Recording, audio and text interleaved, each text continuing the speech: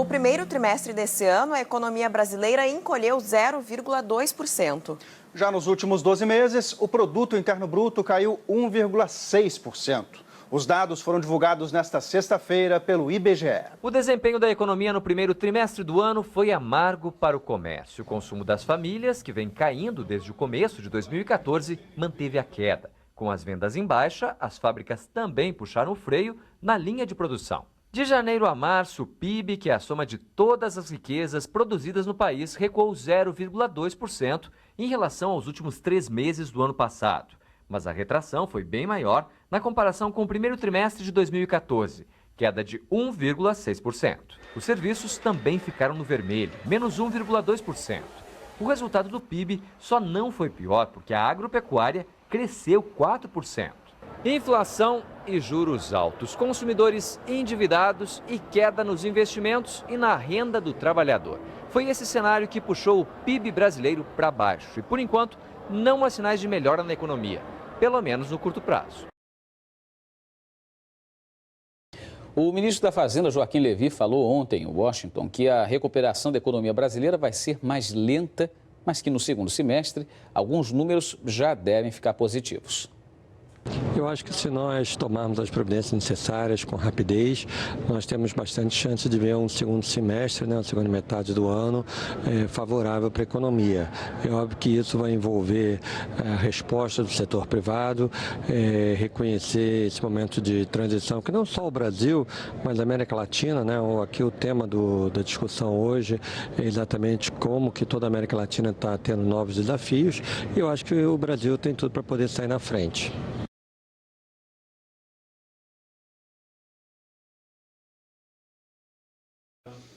Bom, então, em relação ao cenário macroeconômico, assim, esse ano as cartas já estão dadas e está pintando aí uma recessão de mais ou menos 1,5% do PIB. Né? Para você ter uma ideia, isso significa uma redução de mercado, assim, de valor de mercado, de atividades econômicas, equivalente a mais ou menos uns 400 bilhões de dólares, de reais. Né?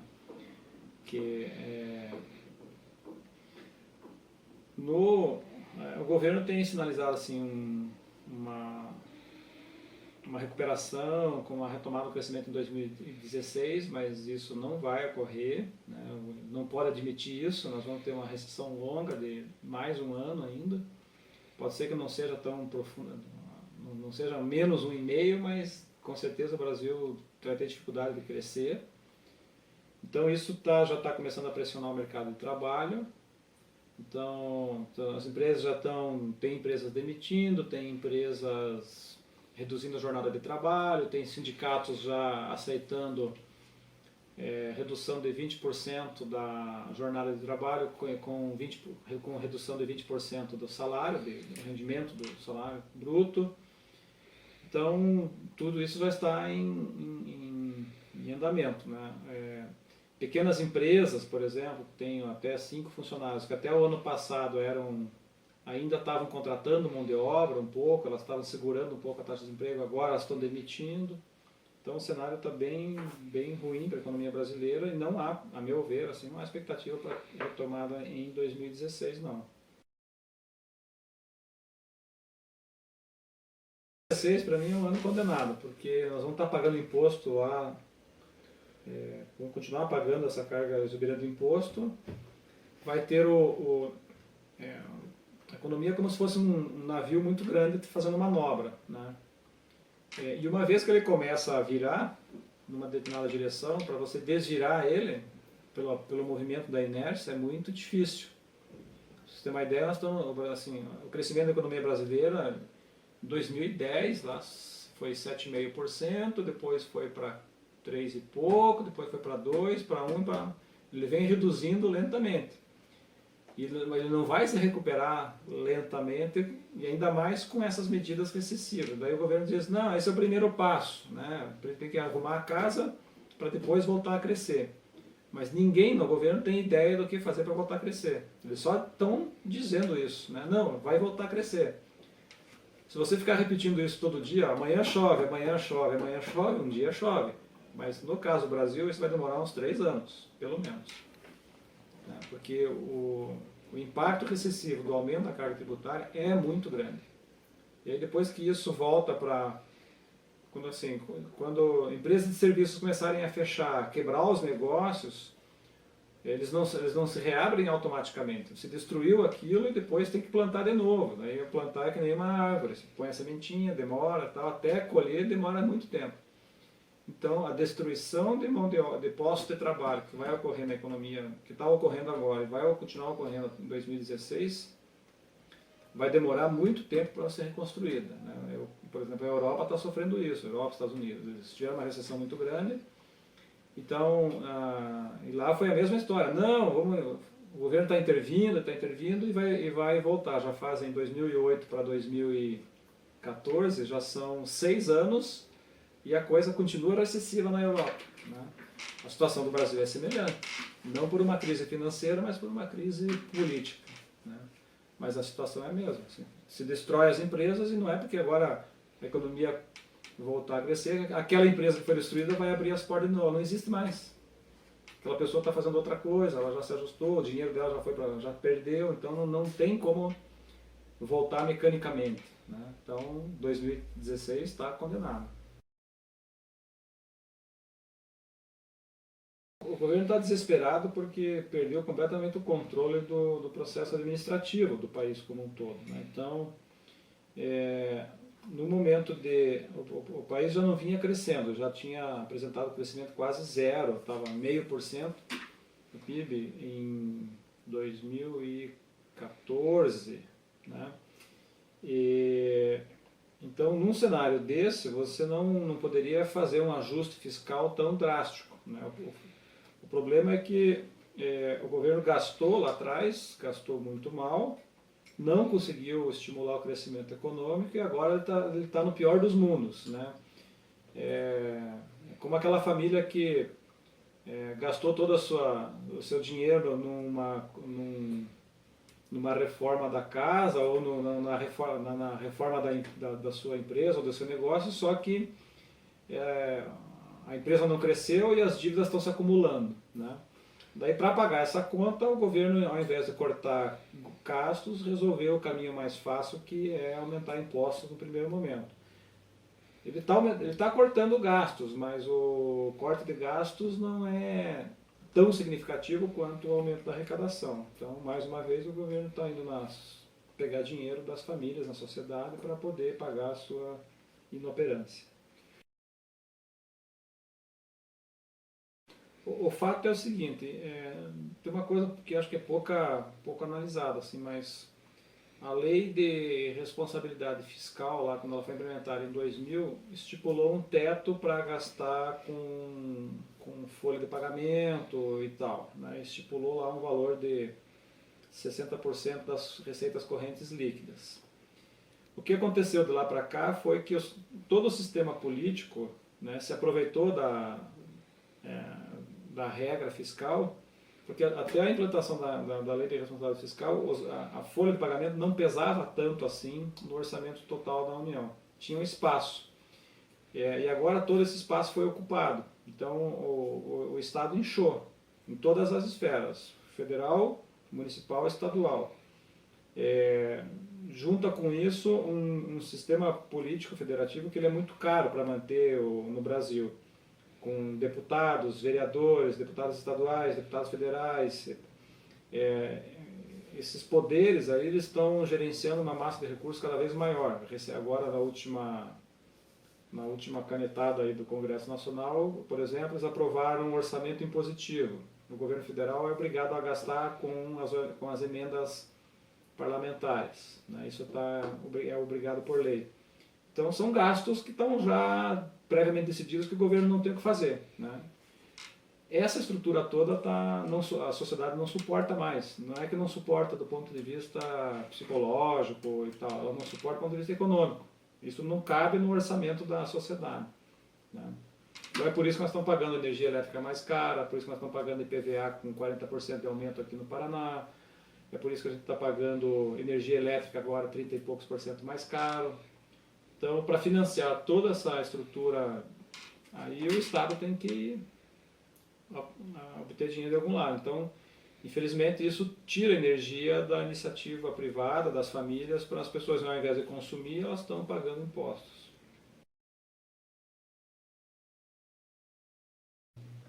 Existe um problema a nível federal, né, no governo da União e tal, e existem problemas também a nível dos estados. Só que as decisões que os estados tomam, cada um tenta resolver a coisa por si só, isoladamente. Então, o governo estadual no Paraná, para resolver o seu problema, faz os seus aumentos de impostos. Paralelamente, o governo do federal, para resolver o seu problema, faz os aumentos de impostos. Daí, quando você põe essa conta tudo junto, o impacto maior, o impacto é o aumento, a carga tributária vai aumentar muito mais do que o próprio governo está previndo, porque as esferas trabalham de forma independente. Então é um sistema meio caótico, porque ninguém sabe qual é o impacto verdadeiro disso. Esse impacto vai, basicamente em função disso que que eu acho que 2016 também já é um ano condenado para a economia brasileira. Por quê? Porque a gente vai ficar pagando esses impostos lá também. O primeiro deles é um setor que é altamente intensivo em mão de obra e, portanto, ele é um estabilizador social muito grande, é o setor de construção civil. Né? Esse setor de construção civil já está demitindo desde o final do ano passado. Né? Mesmo sinais disso já vinham até mesmo durante a Copa, né? Que se imaginava que ia ter um boom de mão de obra, quando na verdade a expansão de mão de obra já na Copa não aconteceu. Então agora sim, não tem efeito Copa, e nem foi tão grande quanto se imaginou. As obras de infraestrutura do governo estão sendo cortadas, né? O programa Minha Casa Minha Vida também está sendo cortado. Então você tinha milhares e milhares de pessoas no Brasil inteiro trabalhando nessas frentes de trabalho. Então esse setor vai ser afetado imediatamente. O segundo efeito vem na sequência, quando essas pessoas começarem a, por exemplo, esses trabalhadores que têm uma melhor condição de vida, que vão frequentar um cabeleireiro aqui, vão fazer uma viagem, eles vão consumir mais serviços, que o setor de serviços é um setor que também se expandia muito no Brasil até recentemente, que é inclusive a origem da inflação. Esse setor de serviços também são pequenos negócios que têm um impacto social muito grande. Então, construção civil e serviços, que dependem exclusivamente de mão de obra, numa recessão são os primeiros setores que se ajustam. Então, aí não tem muita mágica, né? Você tem que ter um pouco de criatividade, de independente disso, o impacto macroeconômico vai vir e vai afetar. Isso é inevitável. De cada 100 pequenos negócios, talvez consiga contornar a situação, aí uns 20 ou 30 consigam contornar a situação. O resto realmente, e não é por incapacidade do empresário, do empreendedor, é o movimento geral, assim, é como se estivesse num rio tentando nadar contra a correnteza vai te levar para baixo. Né? Você pode nadar durante 2, 3 horas, mas chega uma hora você cansa, você não tem mais energia, energia no mercado significa dinheiro, então você não tem mais dinheiro no negócio, não tem milagre para fazer.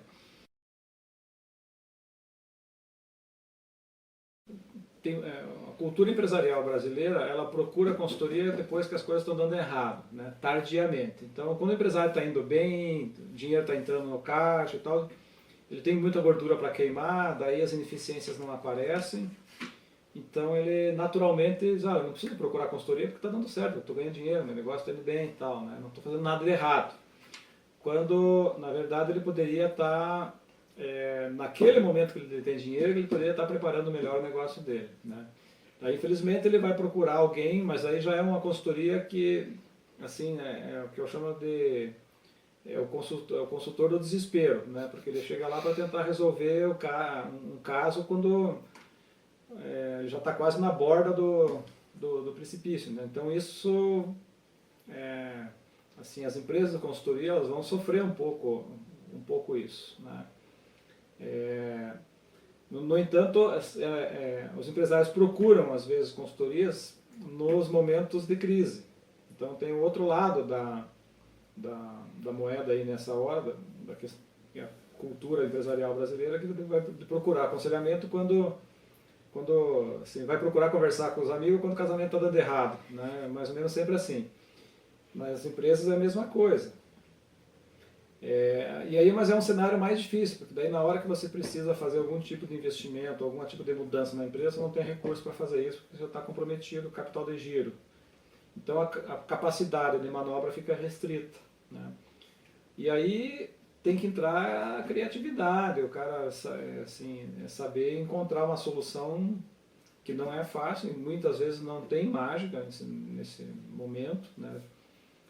Se o cara não se preparou, o Peter Drucker, que é uma referência assim, na administração, ele sempre falava assim, quando é que um negócio deu certo, né? Quando é que um planejamento estratégico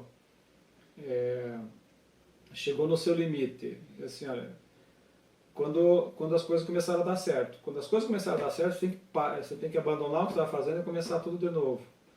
Porque como se atingisse o pico da montanha, a partir dali você só começa a cair, né? Então ele sempre defendia, você tem que reformular seu modelo de negócio no exato momento que ele está dando certo, e não depois, né? Mas é difícil de o empresário no dia a dia perceber isso, né? E aí sobra para... abre-se um pouco de oportunidade para as consultorias, mas vai faltar dinheiro na praça para pagar o consultor, né? Então fica mais difícil de conseguir contratos, ou tem que... Preço de consultoria, consultoria que é serviço, é uma dessas áreas nobres do setor de serviços, assim, que por exemplo, a área de software, por exemplo, não é na crise que o cara vai trocar software, né? Porque o cara não tem... software é sempre, a não ser que a empresa seja uma software house, alguma coisa assim, que esteja como seu produto um software, mas não é no meio da crise que o cara vai trocar, uma empresa de produção vai trocar o seu sistema de ERP para poder melhorar a produtividade. A última coisa que ela está preocupada é com questões internas, porque o mercado está recessivo, ela precisa resolver esse problema no mercado.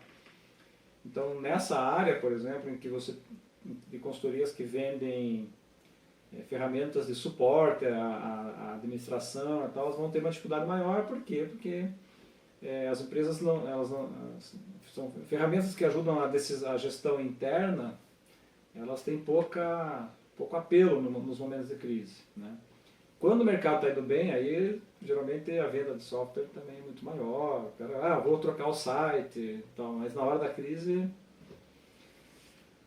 ele vai pensar por outras estratégias, né?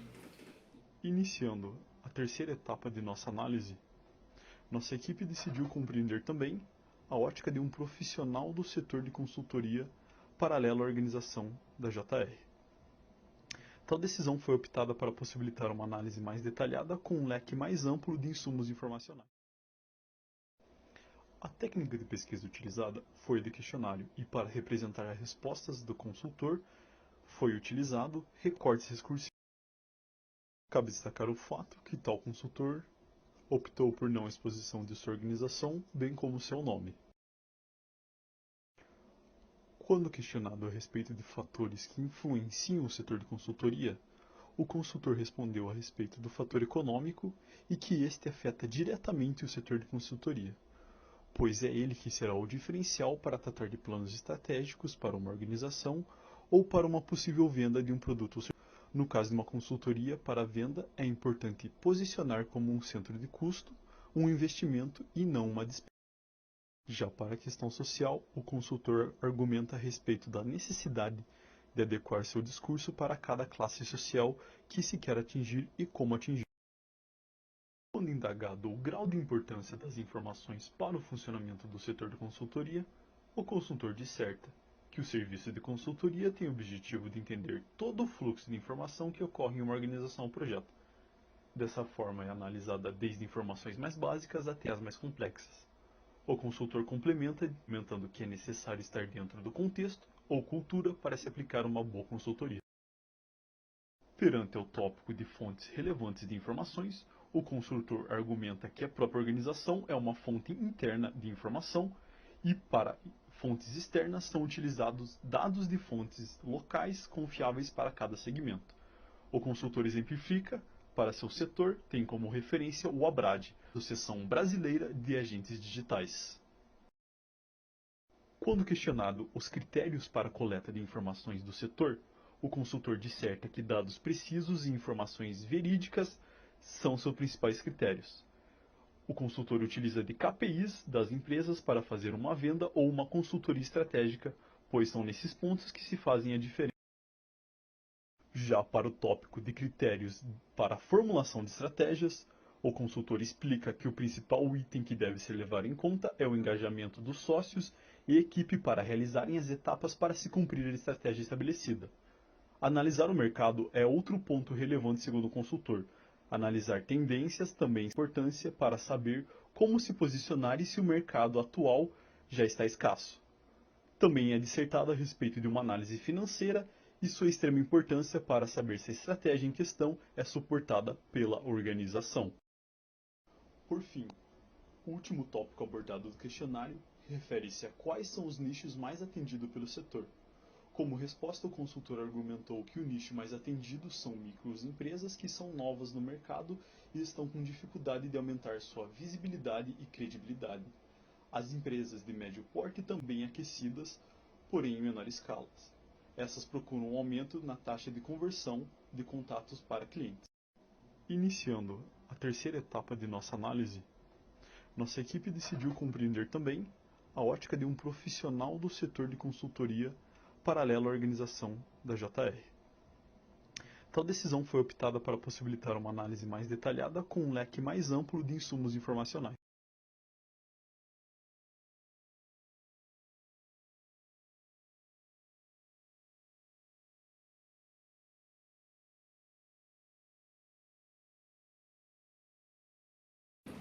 Meu nome é Emily, eu sou gerente de projetos da JR Consultoria, estou no meu 2º ano e eu sou responsável por toda a gestão dos projetos.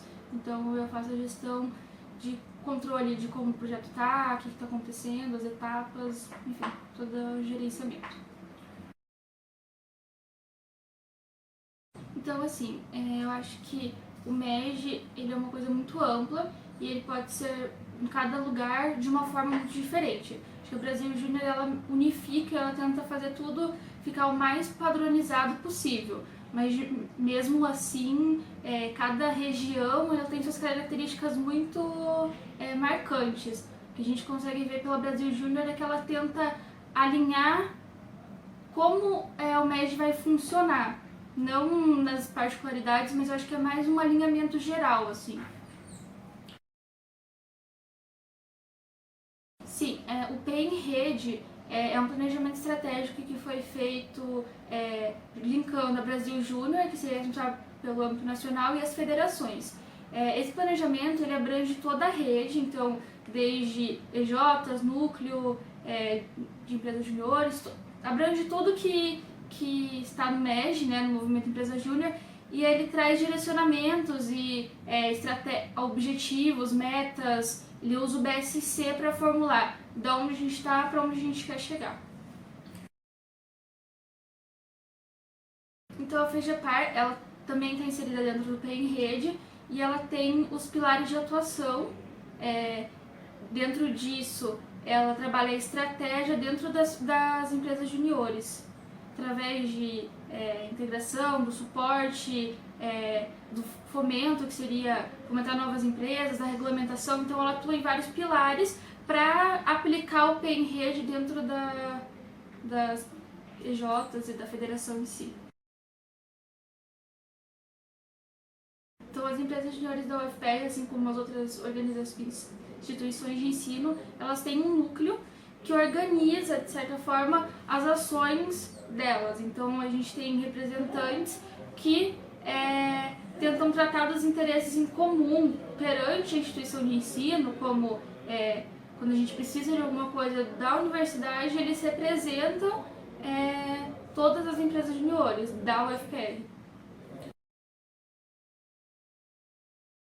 Começando pelo fator político, a BJ, que é a Brasil Júnior, é responsável pela representatividade do movimento perante os órgãos superiores. Então ela que traz toda a parte de regulamentação do movimento.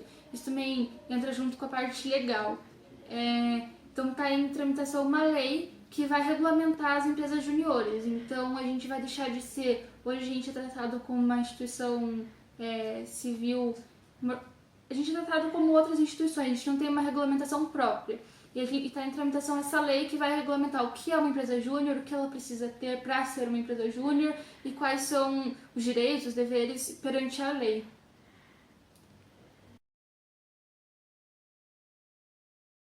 Tá, eu acho que no MED a gente tem algumas práticas bem disseminadas que acaba que todo mundo usa.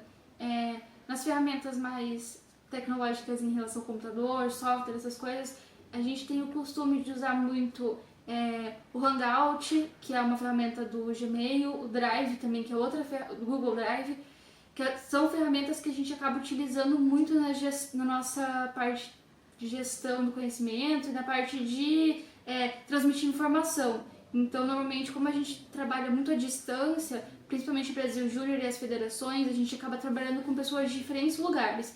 E isso faz com que a gente precise muito de um ponto de encontro virtual, já que as reuniões presenciais elas não são possíveis. Outra coisa que eu acho que é bem presente são as disseminações das práticas. Então a gente usa, por exemplo, o BSC, que é uma prática que a JR usa, a BJ usa e ela dá treinamentos virtuais, então para realmente todas as EJs terem esse conhecimento e conseguirem utilizar essas ferramentas. Então não só o BSC, mas a BJ promove vários treinamentos que ensinam ferramentas de gestão para todas as EJs.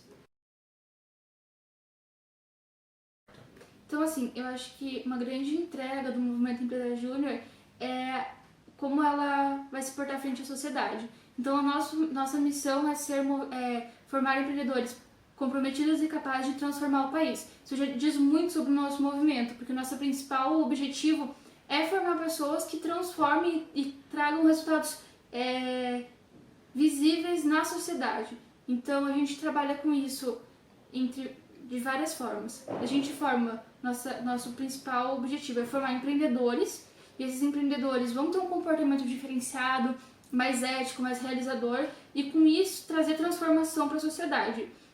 Outra questão seriam os projetos sociais. Então a maioria das EJs fazem projetos, por exemplo, para ONGs, seriam projetos do core business dela. Por exemplo, o JR Consultoria faz um plano financeiro ou um plano de marketing para uma ONG para ajudar ela a se estruturar, criar mais vagas, realmente daí disseminar esse impacto. E o terceiro seriam as ações sociais, que seriam ações que as EJs realizam para trazer algum impacto, doação de roupas, doação de sangue, que seriam ações mais pontuais. Eu acho que hoje o movimento Empresa Júnior vem se consolidando nessa parte econômica. Durante muito tempo, eu acho que esse resultado ele não foi tão tratado, mas hoje ele já é bem importante. Por quê? Porque a gente consegue ver através do PIB Júnior, que seria quanto todas as EJs do Brasil movimentam ao longo do ano, a gente consegue ver o resultado que a gente está atingindo. E hoje a gente consegue ver que esse resultado ele realmente é impactante na sociedade. Se a gente for pensar em valores agora, ele chega a 7 milhões por ano. Talvez não seja, comparado a toda a economia, um valor tão grande, mas para a ação que a gente está realizando é um valor bem impactante.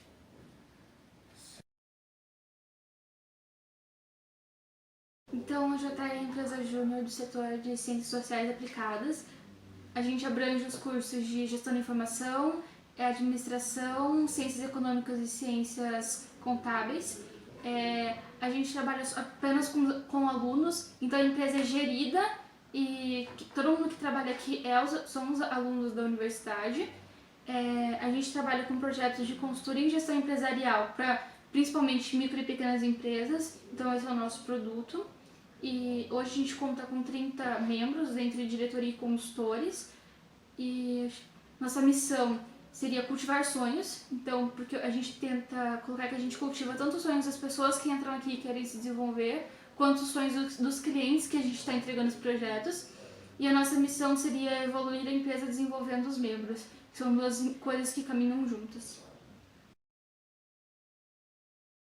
Tá, então acho que quando a gente faz um processo seletivo, o principal perfil que a gente busca são pessoas que tenham vontade de fazer as coisas realmente. A gente vê que muitas vezes as pessoas acabam caindo numa inércia e o que a gente procura são pessoas que tenham vontade de resolver problemas, de ser a solução, de ser o exemplo, ser uma influência positiva frente às outras pessoas, de estar envolvido realmente com o que ela está fazendo.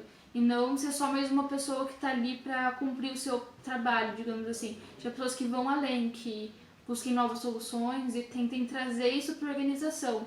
Tentem ser proativas e não só estar aqui, mas realmente fazer a diferença. Então, assim, a JR ela é muito reconhecida no MEG pelos seus resultados. Então, a gente tem prêmios aqui que vão desde a criação da empresa até o último ano. A gente teve um case que foi de um projeto de sucesso que ganhou 5 prêmios. Dentre eles, esse ano a gente ganhou de melhor case de projeto externo e melhor case de um evento, que foi onde a gente enviou esse projeto. E eu acho que, frente ao mercado, não só a JR, como toda empresa júnior, ela traz um diferencial muito grande. Não só de conhecimento técnico, porque isso você desenvolve, mas a parte comportamental. Então, a pessoa que passa pela empresa júnior, ela tem mais postura, ela acaba se tornando mais, amadurecendo nesse processo, justamente por ser exposta a tomar decisões, a ter um pensamento mais estratégico, a desenvolver a criticidade dela. Isso tudo faz com que ela saia daqui mais preparada para o mercado. Então, a gente tem vários ex-membros que têm empresas, que estão em uma boa colocação profissional, e a gente também tem um histórico muito legal de pessoas que saíram e abriram empresas sociais. Por exemplo, a CID, a Aliança Empreendedora, a Solidário, todas essas pessoas saíram de dentro da JR.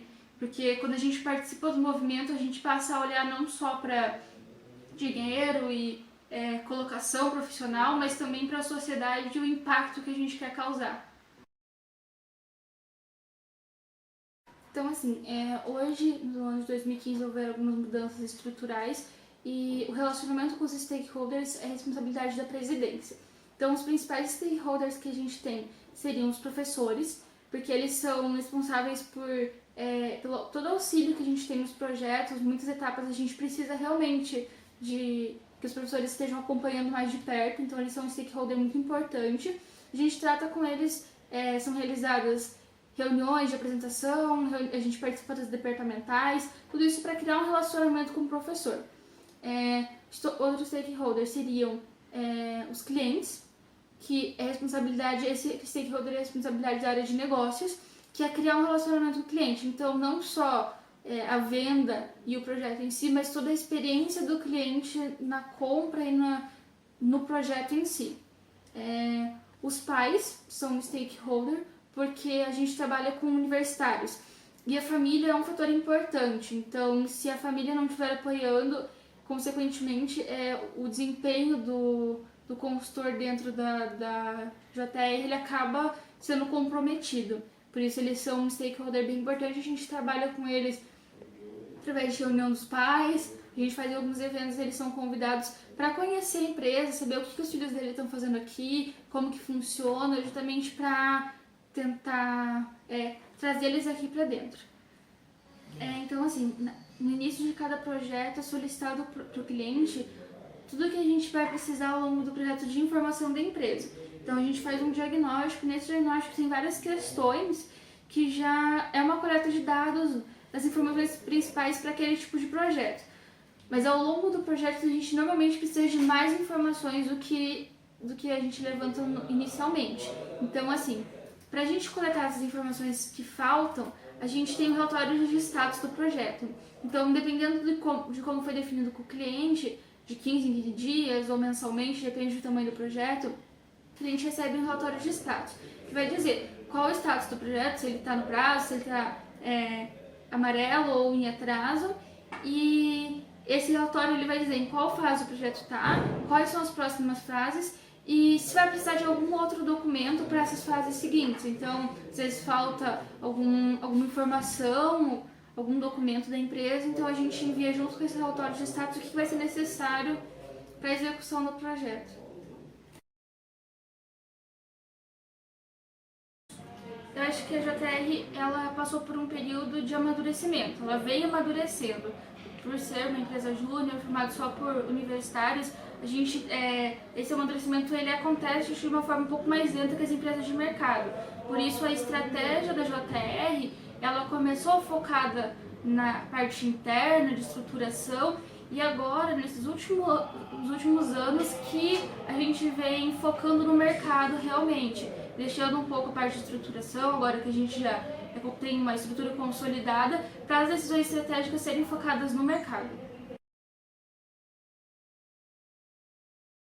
A JR, ela tem, para o funcionamento geral dela, ela tem menos necessidade de recursos. Então, uma empresa de mercado, ela tem necessidade de pagamento de funcionário, de estrutura, então ela tem muito mais custos e muito mais necessidade de uma estrutura, como que eu posso dizer, estável. Já na JR, a gente não tem tanto essas necessidades, então por isso a gente pode, acho que, arriscar mais no que a gente quer fazer. A gente tem mais liberdade de assumir riscos na nossa estratégia e nas nossas decisões, por justamente não ter tanto comprometimento com o pagamento de funcionários e a gente não tem tantos custos fixos tão altos, e a gente consegue lidar, acho que, melhor com isso. Acho que os riscos maiores que a gente corre é não ter projeto, então isso causa bastante problemas na nossa estratégia, porque nossa estratégia, principalmente esses 2 últimos anos, é focada no mercado, então ela compromete muito nossa estratégia. Acho que outro risco é a gente perder o apoio da universidade e dos professores, principalmente porque eles são essenciais na execução dos projetos, então a gente precisa do apoio dos professores para realmente funcionar. E na verdade eu acho que são esses 2 principais recursos, e as pessoas. As pessoas são um recurso importantíssimo porque é o que é uma consultoria, é um serviço, então a gente precisa das pessoas para funcionar. A gente não tem tantos outros recursos necessários. Então, assim, no primeiro ano a gente atua na parte da consultoria em si. Então todos os consultores entram para realizar projetos, trabalhar em paralelo nas áreas, mas o foco principal é a realização dos projetos. Quando a gente vai passar para um segundo ano e vai assumir um cargo de liderança, a gente passa por uma preparação, que seria um processo eleitoral, onde a gente faz um trabalho, uma sabatina, e é um processo de estudo, onde você se prepara para assumir uma liderança. E no início do ano a gente passa por vários treinamentos e várias situações onde a gente acaba, com o tempo, a gente vai se preparando para assumir essa gestão. Então, assim, a gente está em constante aprendizado, mas acho que o maior salto de aprendizado para assumir a gestão seria no final do ano e no começo do ano, que são os períodos onde a gente tem maior período de estudo e de realmente imersão na empresa. A responsabilidade da infraestrutura e da atualização é de 2 áreas da empresa, que seria do financeiro e de qualidade. Qualidade é mais focada na gestão de informação. Então, atualização do sistema, servidor, a gente está estudando a colocação de um intranet ou uma extranet ou um fórum. A gente ainda está vendo qual seria mais adequado para a gente, mas isso é parte de qualidade. E o financeiro é responsável pela estrutura física, então manutenção, reparo de problemas e compra de novos quadros, e, enfim, o que for necessário. Então, assim, os processos internos eles são controlados pela qualidade. O diretor de qualidade ela acompanha como eles estão acontecendo dentro de cada área, e isso acontece em reuniões quinzenais. Então, a cada 15 dias, a diretora de qualidade, que é vice-presidente de qualidade, ela faz uma reunião com o diretor para acompanhar, para ver se os processos estão sendo feitos e como estão sendo feitos. Eu acho que hoje alguns processos eles mudaram um pouco, mas como a gente não tem tantos processos mapeados, acaba que os que a gente tem atendem nossa necessidade. Então, assim, eu acho que o único processo de gestão de informação que a gente tem seria o servidor, que a gente usa para colocar ali todas as informações. Então, por exemplo, quando acaba um projeto, todas as informações desse projeto têm que ser colocadas no servidor. Eu acho que a gente não tem outros... A gente antigamente usava Dropbox, outras ferramentas, mas elas acabaram que fazia muita confusão, ficava uma coisa em cada lugar e não era funcional. Então hoje a gente usa só o servidor para armazenar as informações da empresa. Então, o foco da JR até 2015 ser referência no mercado de consultoria para pequenas e médias empresas em Curitiba. Então, no ano de 2014, no final de ano de 2013, a diretoria se reuniu e fez o planejamento estratégico. Então, o planejamento estratégico ele acontece uma imersão, onde a diretoria ela identifica qual a estratégia que vai ser seguida, quais indicadores, qual é o foco estratégico, daí nisso é elaborado o BSC. Essa estratégia que foi fundada no final de 2013, ela é bienal, então ela foi cumprida em 2014 e agora em 2015. E no ano de 2015 ela foi revisada, no final do ano de 2014 para 2015 a gente fez a revisão do planejamento estratégico, onde foram criados novos indicadores, a gente viu o que estava dando certo, o que não estava dando certo. O planejamento estratégico ele tinha alguns indicadores até 2014 e com base nesses resultados foram elaborados novos indicadores. Então a gente viu nos indicadores o que deu certo, o que a gente conseguiu cumprir, quais resultados a gente não alcançou e procurou novas ações, novas formas, outros resultados que a gente queria atingir a partir dos resultados que a gente já tinha atingido. Então a gente parou no meio do planejamento estratégico para ver aonde a gente estava, o que a gente tinha atingido e agora aonde a gente queria chegar. Em 2014 a gente trabalhava com esse foco estratégico, mas a gente não tinha tantas metas de resultado. Então, para trabalhar esse ano com a estratégia, que é essa referência, a gente consolidou uma meta de resultado principal, que seria onde a gente quer chegar. Que isso mostraria se a gente alcançou ou não nossa estratégia juntamente com outras mensurações que a gente iria fazer. Esse resultado seria fazer 36 projetos esse ano sem atraso. Então, esse é a nossa meta principal. Para acompanhar a estratégia, a gente usa vários indicadores. Então, cada área tem seus indicadores específicos. Por exemplo, a área do financeiro, a gente tem o planejamento financeiro, um dos indicadores seria o desvio desse planejamento financeiro. A área de projetos seria a satisfação do cliente. Quantos por cento dos clientes têm satisfação acima de 95% é outro indicador. Então, a gente tem vários indicadores dentro de cada área que a gente trabalha para mensurar a estratégia, para ver se a estratégia está sendo alcançada.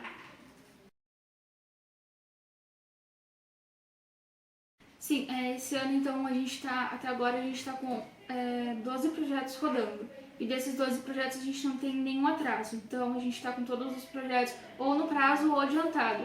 Isso para nossa meta final seria um resultado bem importante. Os outros indicadores, eles são um pouco mais difíceis de ser, a curto prazo, de ser mensurados. Então a gente teria que pegar os indicadores, analisar para ver realmente o que está sendo alcançado e o que não está sendo alcançado. Mas eu acredito que, no geral, a nossa estratégia está sendo cumprida esse ano. Então, assim, a área de qualidade é responsável pela estratégia. Então, a VP de qualidade, ela acompanha os indicadores de cada área para ver se eles estão sendo cumpridos. A cada 3 meses é realizada a reunião de análise crítica. Então, por exemplo, assim, a diretoria se reúne e faz análise desses indicadores e vê o que está certo, o que não está dando certo e quais são os planos de ação para corrigir os indicadores que não estão alcançando o resultado esperado. Então, acho que esse é o principal ponto de acompanhamento. Além da reunião quinzenal, que eu acho que eu já falei, com a qualidade, que cada diretor faz e define as metas que está desviando dentro dos indicadores, o que tem que fazer para corrigir isso. Então, rodando o ciclo PDCA, a gente identifica o problema e tenta fazer um plano de ação para a solução. Então, para solucionar esse problema. Então, por exemplo, o indicador de satisfação do cliente está abaixo. A gente vai identificar por que esse indicador está abaixo, vai fazer uma ação corretiva e tentar ver se aquilo resolveu o problema. Se não resolver o problema, a gente faz um novo plano de ação para tentar corrigir o que ainda não deu certo. Então, a JR ela se posiciona de uma forma competitiva perante as outras empresas. Então, assim, a gente tem um diferencial que seria o nosso preço E a gente também tem o apoio dos professores, a parceria com a UFPR. Então isso traz a JR o nosso posicionamento. Que dentro do nosso mercado, a principal empresa de referência seria o Sebrae. O Sebrae tem esse serviço de atender o micro e pequeno empreendedor. Ele é a referência para esse micro e pequeno empreendedor. Mas o que a gente se diferencia é que no Sebrae o empreendedor ele tem que executar o próprio projeto. Então eles auxiliam o empreendedor, eles dão as ferramentas e o empreendedor executa aquilo. E a gente não, a gente entrega pronto. Então a gente quer... esse é o nosso diferencial. Então é assim que a gente se posiciona frente a isso. Então assim, eu acho que o nosso foco estratégico é alcançar essa referência.